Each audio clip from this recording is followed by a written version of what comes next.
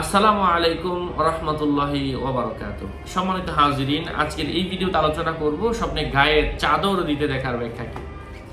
সাথে আছে আমি মুফতি জুবায়ের ইমাম। আলোচনা বুঝতে সাথেই থাকবেন। এখনো যারা চ্যানেলটি সাবস্ক্রাইব করেননি, সাবস্ক্রাইব করতে ভুলবেন না।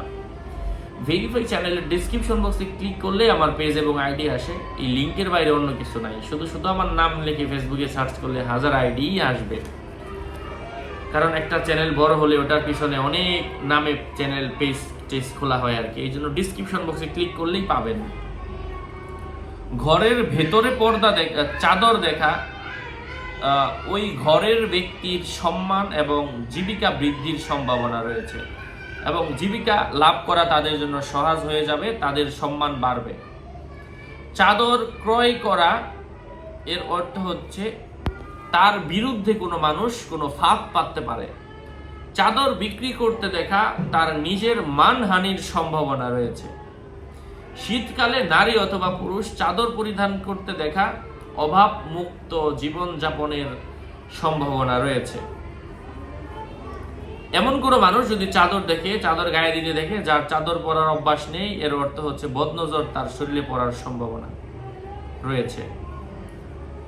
স্বপ্নে কোনো মানুষ যদি দেখতে পায় যে সে নিজে চাদর পরিধান করে কারো মুখামুখি হয়েছে, কারোর সাথে সাক্ষাৎ করেছে, এর অর্থ হচ্ছে সে কোথাও সফর করবে। চাদরের কারখানা, গোডাউন, ফ্যাক্টরি দেখার অর্থ হচ্ছে স্বপ্নদ্রষ্টার প্রভাব প্রতিপত্তি বৃদ্ধির সম্ভাবনা। যদি সে তার চাদর ছেঁড়া দেখে, স্বপ্নে চাদর ছিঁড়া দেখা, পোড়া দেখা, ফাড়া দেখা, কাটা দেখা, মানে চাদরের কোনো ত্রুটি আর কি।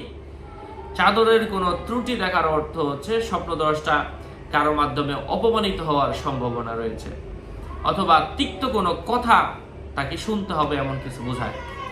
আশা করছি উপকৃত হয়েছেন। আরও আপডেট পেতে সাথেই থাকবেন। সকলের মঙ্গল, সুস্বাস্থ্য, দীর্ঘায়ু কামনা করে এখানে শেষ করছি। দেখা হবে অন্য কোনো এপিসোডে। আগামী এপিসোড আসার আগ পর্যন্ত সুস্থ থাকবেন, ভালো থাকবেন। আসসালামু আলাইকুম ওয়া রাহমাতুল্লাহি ওয়া বারাকাতুহু।